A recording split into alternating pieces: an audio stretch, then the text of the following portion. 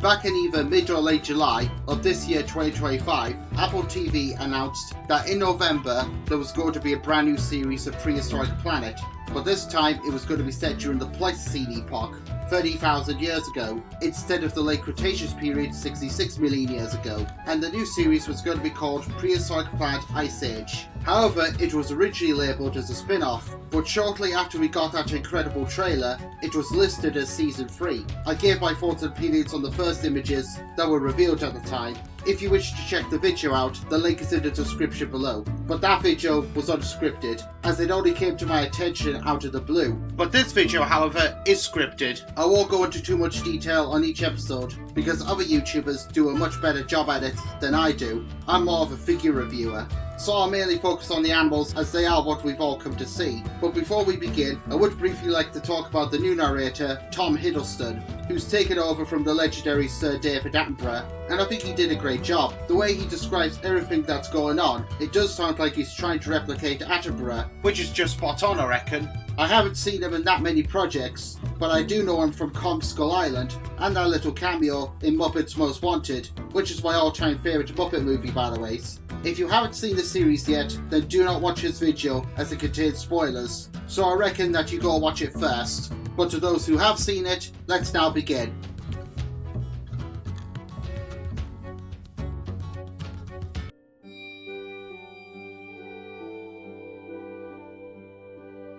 The episode starts off with a lone woolly mammoth lost in a blizzard, and things are looking pretty dire for her because not only is she separated from the herd, but she is in labour too. She gives birth and it's not looking good because the calf appears to be lifeless. However, the herd eventually find them and they huddle around her and her baby. And that morning, by a sweet miracle, the calf is alive and going strong. The series doesn't focus on one particular animal and looks at others every once in a while, like the original Walker with series did many years ago, but they dedicate some screen time to certain animals, especially those who either rarely or never get represented. I think it might have been like that for the first 2 seasons of Prehistoric Planet.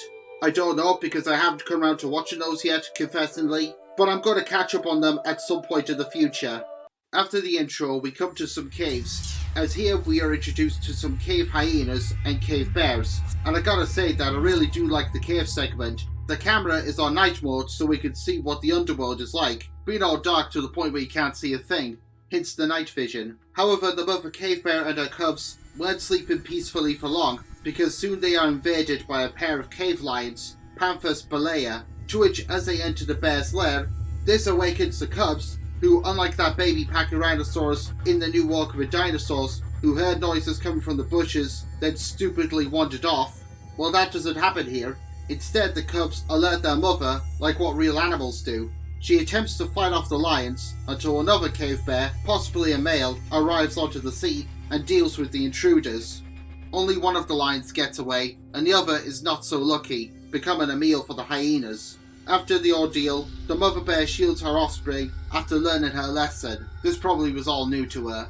In between the cave scene, we come across a Mother Jefferson ground sloth, aka Megalonyx, the real-life Sid the Sloth, and her youngsters, one male and the newest member, a little female. The baby rides on her mother's back, and the young male goes sliding down a hill, to which I believe young animals do this, but it did make me chuckle, so the same is bound to apply to megafauna.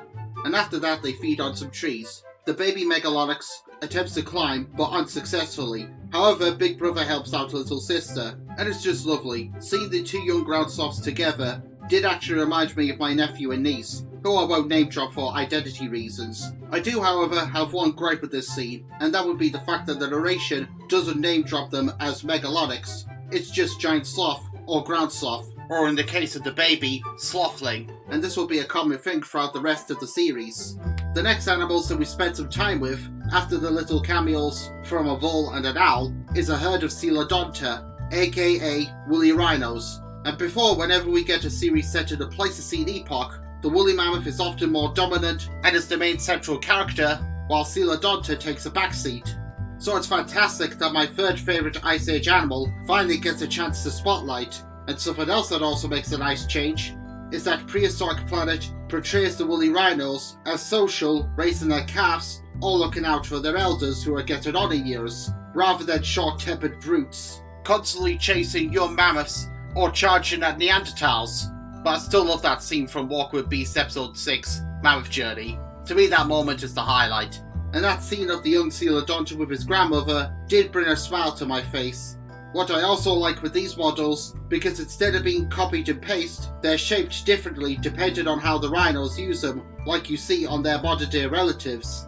However, the herd is then attacked by a pack of Hormotherium, better known as scimitar cats. Now, I haven't seen too many portrayals of this feline, but I think this has got to be my favourite, not only for realism, but the fact that their teeth, unlike Smilodon, are covered over by lips, which does actually make sense, because they wouldn't have been big enough to be out on show. They chase after the herd, most likely targeting the young calf, but the family gather round and stick their horns out. But in the chaos, the grandmother becomes separated. The cats notice and they attack her. By the way, that does look like an evil smirk. They all gang up on her, and just when it looks like all hope is lost, the family then come to her aid. The cats retreat and the calf is reunited with his grandmother. And as Manny would quote, "That's what you do in a herd. You look out for each other." The last animal that we focus on is a young female saber-toothed cat, who has just recently left her pack. And the first thing that you'll be quick to notice with this particular Smilodon is that she possesses 4 saber teeth. This is actually a brand new study, because these cats would have had baby sabers for milking, and the adult sabers at the age of 2 would start to grow. And there are also times where she even attempts to remove her baby sabers in order for her new adult sabers. By the way, the environment that she wanders around in kind of reminds me of the chilly locations that were filmed for the final episode of the original Walk with Dinosaurs, episode 6, Death of a Dynasty. So I wonder whether or not that's the same film location, but this time covered in snow. Anyway, after she stalks a herd of Macachinea, to which I had a feeling that might have been after we saw him in the trailer, she chases after a target, but unfortunately because she isn't fully grown yet, she is unsuccessful, until from absolutely out of nowhere, a larger male saber-tooth pounces and manages to take down the Macachinea. The female tries to get in, however he only lashes out aggressively at her, so instead she begins to flirt. To which this grabs his attention again, but this time he goes easy on her and shares the meat with his new companion. Afterwards they rest together and the narration even hints at a possible family. So that's episode 1, and my thoughts on it to a great new series of Prehistoric Planet.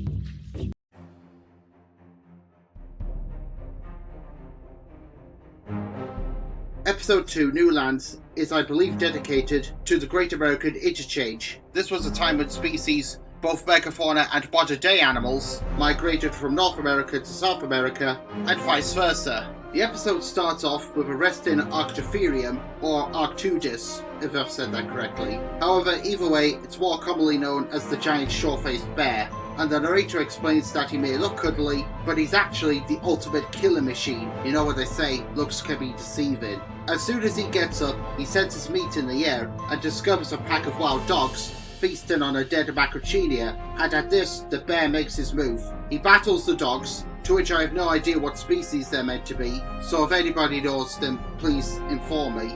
He raises up on his hind legs to show that he's a lot more bigger than the little predators, and triumphantly steals their carcass, making them all retreat. After the intro title card, we are in a jungle. We follow a squirrel who has attempted to break into some hard fruit, and for some reason the squirrel actually reminds me of Scrat from the Ice Age movies. And I would say that maybe this is the real life counterpart to the character, except the real Scrat actually evolved in the Triassic period 220 million years ago. So no, perhaps because it was trying to get into the fruit. However, it wouldn't remain alone for long, because a giant ground sloth, this particular species, Ermoatherium, arrives onto the scene and begins to graze on the leaves of the trees. There has been a talk suggesting that because giant ground sloths like Ermoatherium and its cousin Megatherium lived in the tropics, it's most likely that they would have actually been quite hairless, like elephants, because too much hair would have made them overheat. And Prehistoric Planet is the first to show this portrayal, and it does make sense. Now all we need is merchandise and figures of hairless ground sloths. He feeds on the leaves and fruit until eventually moving on, and the squirrel is finally able to nibble on the fruit, only to not like the taste. However, nevertheless, he still follows the ground sloth. We then spend some time with a Glyptotherium mother and child, and unfortunately, they're not name dropped here too, and are just referred to as giant Ice Age armadillos. I do wish that the narration would say their names, because not only is it something that those prehistoric animal enthusiasts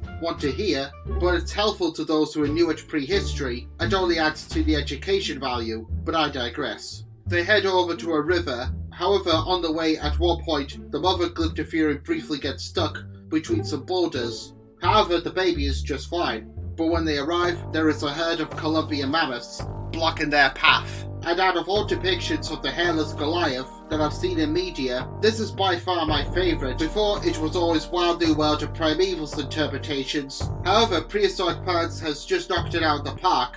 The CGI on them and all the other animals is so real that you forget that it's all in a computer, as if the production team really did travel back in time and film them all in their natural habitats. And not to mention that Prehistoric Planet's interpretation of the Columbian mammoth does remind me a lot of the Eofauna model that I reviewed along with the American Mastodon. Links in the description below in case you wish to check the video out. And I'll definitely take this over Journey to 10,000 BC. Seriously, what ugly looking mammoths, what were they thinking? Unfortunately, as the Glyptotheriums attempt to go for a drink, they are blocked off by a large angry bull mammoth who only sees them as a nuisance and chases them away. However, they would get some karma thrown back at them, because despite having not very good eyesight, they do see something in the river, and to the mammoths, it looks like a crocodile, something that they fear. Guess they know the story of the elephant child, but it only turns out to be the baby Glyptotherium only having a swim. This is my favourite moment in the whole episode.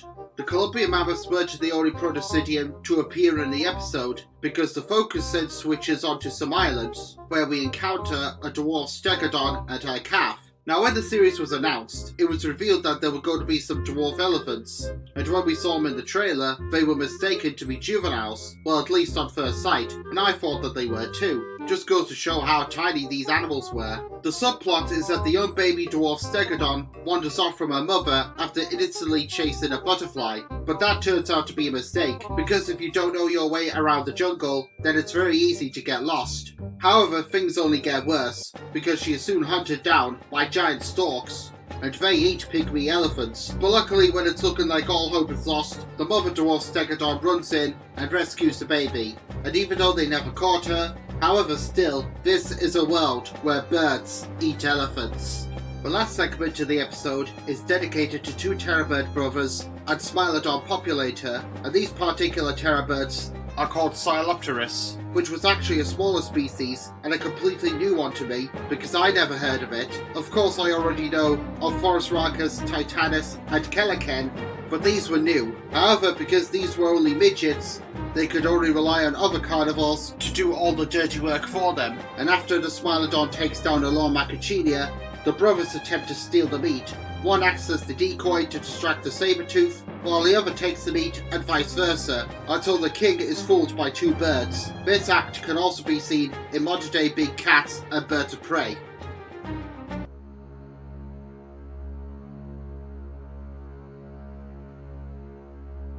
Episode 3, Desert Lands, focuses on, well, the deserts of the Pleistocene. And while yes, it may be an ice age, but due to nearly all the water being frozen up, certain continents had been affected by mass droughts, and as a result, deserts expanded. The first animals that we see in the episode are a mother and child rock climbing ground sloth, and this species in particular is Diabolotherium. Forgive me if I butchered that. The first act of the episode shows them climbing up a very steep cliffside, and once they reach the top, they spend some grazing time together. Later on in the episode, we meet up with them again, but this time the journey back home is perilous because they get attacked and harassed by a flock of Teratons, and this scene is very intense, despite all this being the laws of nature. However, they manage to escape the killer birds with their lives, even though one Teraton makes one last attempt by breaking into the den, manages to chase it away.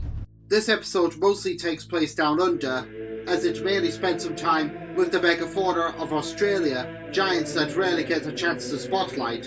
And the first of these that we focus on are a herd of female Diprotodon searching for water, but unfortunately the drought becomes too much for the old herd leader, so as a result she collapses and passes on. And two rivals begin to battle it out until her daughter wins. After that, the herd sees what they think is another herd enjoying themselves in a river, but this however turns out to be a mirage, and at first it looks like the new leader has failed, but after some digging, She finds some water buried under the dust and rocks, and she quickly earns the herd's respect. The next animals that get the spotlight are a pride of marsupial lions, aka Thylacoleo, and the narration explains that, despite the name, these are actually more closely related to koalas.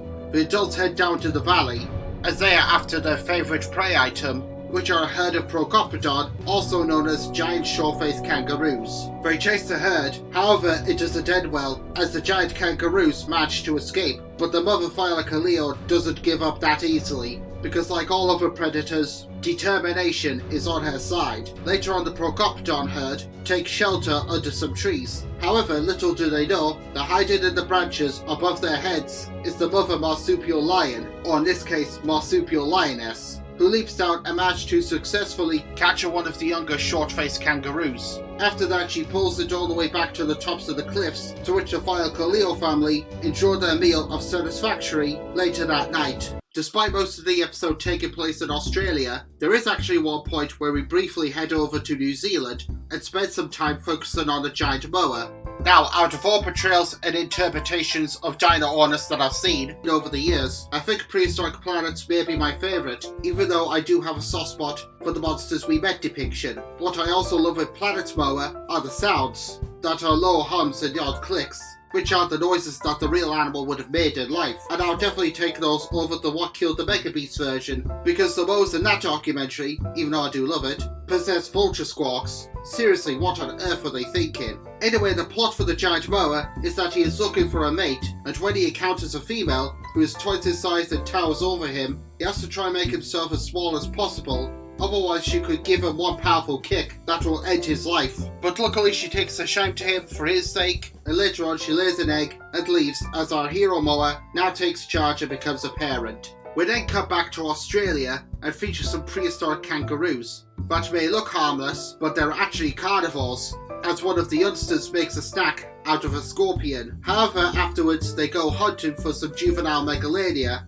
but during their hunt, a giant fully grown adult megalania, aka Varanus priscus, or giant ripper as some folks like to call it, arrives onto the scene and devours one of the young lizards. But this is normal behaviour for monitor lizards in general, and it's possible that the same would have gone for megalania. Like the giant moa that we talked about earlier, this too is also my favourite interpretation of Varanus priscus, as it's just spot on to the real reptilian Goliath. However, the model does have one area that wasn't fully picked on until much later on afterwards, and that would be the eyes, because he has slit pupils rather than round pupils. But this was an accidental mistake, and we'll let it slide, even though he does look more like a mythical dragon with those slit eyes. However, the rest of the model makes up for it. However, now with the giant ripper in the picture, the kangaroos quickly become the hunted, and while one of them manages to escape by climbing up the same rock that the young reptiles ran up earlier, but Megalania is also a great climber too, and just when things are beginning to look pretty grim for the young kangaroo, he manages to leap of faith over Megalania, a lucky escape indeed, and soon he's reunited with his family. By the way, when are we going to get a decent Megalania figure? Come on, Collector Safari. I guess until then, there's this nice looking Kyoto gastropod for miniatures, and for large, all you can do is just improvise.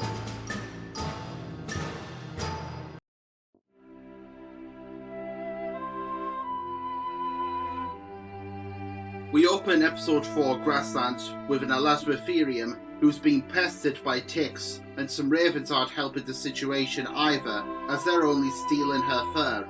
So what does she do to deal with both pests? Why, she heads over to a mud bath, but there's another Elasmotherium that's also present, and at first it's not clear whether or not this one wants to share or it's a rival. However, it turns out that they're both on good terms. Before we move on to the next animals, I just want to talk about Elasmotherium's design in the series, because I believe that this is the first time that Elasmotherium has been portrayed with a stump, because in media it's often depicted with a long horn, to which apparently, from what I have heard, there's no clear evidence to support the long horn theory, and it may have actually been a stump. The next scene takes place in Africa, where we encounter a herd of zebra being attacked by a pack of what we all thought was Smilodon when the series was originally announced, but it's actually the scimitar-toothed cat, or at least another species. And while they do manage to bring the zebra down, however, in Pleistocene Africa, the cats were not the only top dogs. as Africa was also home to giant carnivorous otters called Enhytroptodon. Both cats and otters fight over the carcass until eventually the otters overpower the cats and steal the kill.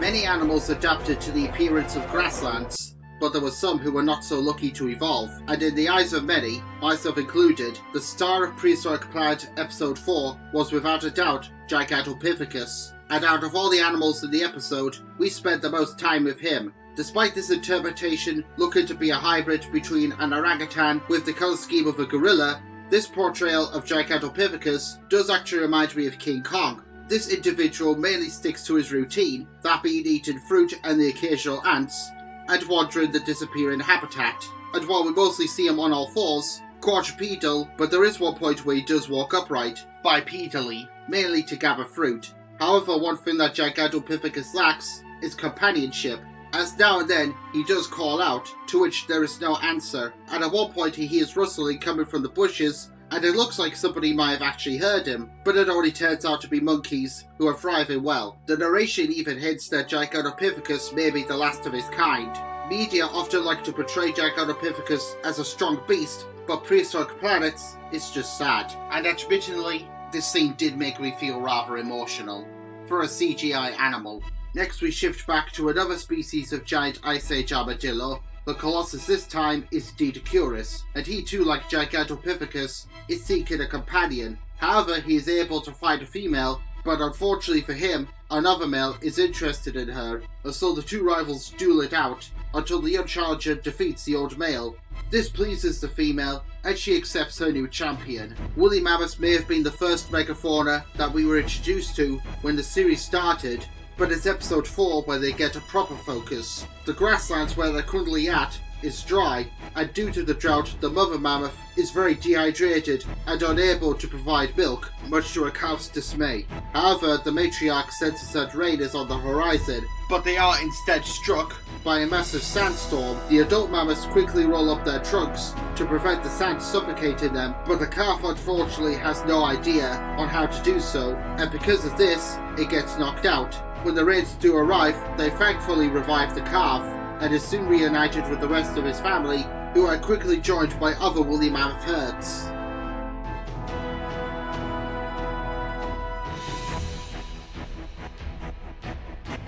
Finally, we come to the finale, episode 5, The Big Melt, which takes place at the end of the Ice Age, and how many of these magnificent giants were facing the end of days. Our first animals that we focus on are Pride of Hormotherium, who are stalking a herd of woolly mammoth, but a bull mammoth notices and does battle with the cats. Unlike those mammoths from Life on Our Planet, who just threw in the towel and gave up, he manages to defeat them and saves the herd, but the scimitar cats will be back, and we'll catch up with them later. When it comes to Pleistocene documentaries, they tend to focus on the land, and the sea never gets the attention, until now, because the next animal that gets the spotlight is a herd of Steller sea cows that are basically oversized manatees. And to my knowledge, this is the first appearance of these gentle giants in media, unless they've appeared anywhere else and I'm just unaware of it, but they have had the odd shout out in other programs. One day while the herd is grazing on some kelp, the tide goes out and one sea cow gets stranded on a beach. And as if things couldn't get any more bad, a giant short-faced bear turns up and thinks he's going to get a good meal out of the cow. However, the sea cow's hide is thick, and the bear's teeth and claws feel more like a massage rather than a threat. However, eventually, much to the relief of the cow, the tide comes back in, so he's able to escape and rejoin with the rest of his herd, while disappointed short-faced bear goes hungry. From the coasts of, I'm guessing, Alaska, to the scrubs of California, America, the spotlight moves onto a low Columbian mammoth, but there's a reason for that, because he wanders on what at first appears to be smooth ground, but the temperature rises, the floor becomes sticky, and that's when the mammoth realizes that he's in the middle of a tar pit.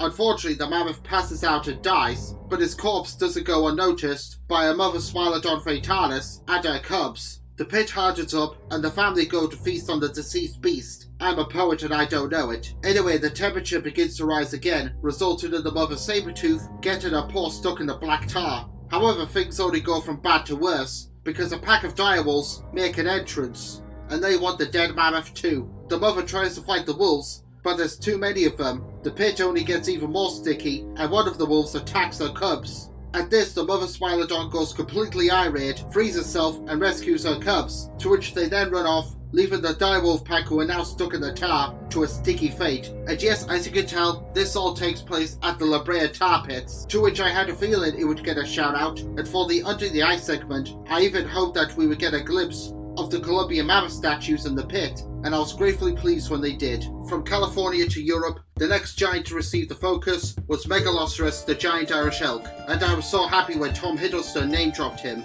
He did make a little cameo back in episode 1, but gets a full proper appearance here. However, Megaloceros himself is having a hard time, because not only is the environment changing all around him, but he's being pursued and chased by a pack of giant hyenas. However, he manages to escape by giving one epic leap over the ravine. But his troubles are far from over, because due to the changing climate, trees have started to appear in his habitat, and to add insult to injury, the hyenas are back. The giant elk runs for his life, but his stags get caught in the branches, and it would appear that the magnificent giant Irish elk is doomed. But have no fear, because he's able to escape again by shedding his antlers. And yes, he does look more like a female deer without them, but the narration ensures us that they'll grow back ready in time for the following year.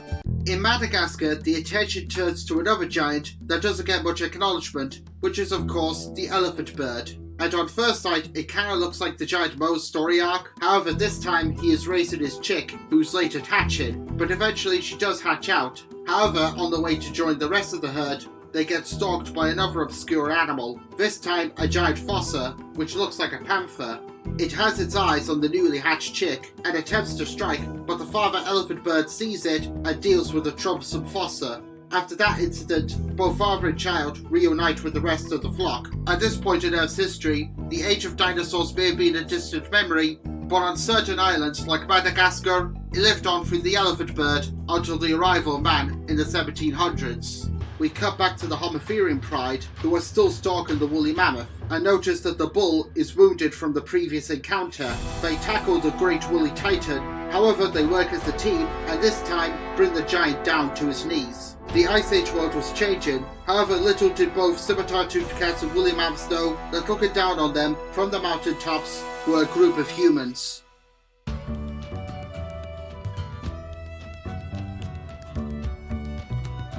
So that's Prehistoric Planet Ice Age / Season 3. And what are my opinions? Loved it. Absolutely loved it. Definitely the best thing to come out of this year, 2025. Certainly a series to view in December time, even though you can watch it at all times of the year. And I'll definitely take it over Walking with Dinosaurs 2025 and Jurassic World Rebirth any day of the week, as both of those shows are exceptionally lame in comparison. My only gripes with the series is that some of the species are not fully name-dropped, and are just referred to as giant Ice Age whatever animal they are, as mentioned earlier, and also not being clear if we're still on the same continent unless you know your geography. But those are my only complaints, as the rest is just satisfactory, even though I'll always hold the old models from Walking with Beasts and Wild New World close and dear to my heart for nostalgia reasons and childhood, but I will say that Prehistoric Planets are far more superior, and are now my favourite interpretations, and we all know what the woolly mammoth looked like.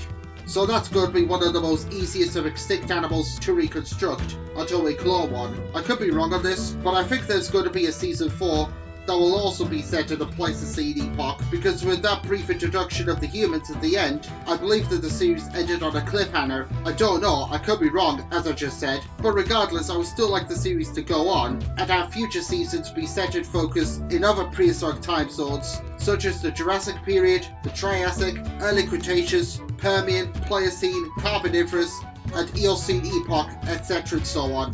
However, before we completely finish, for what are my favourite mega beasts who started the series? Well, here are my top 10.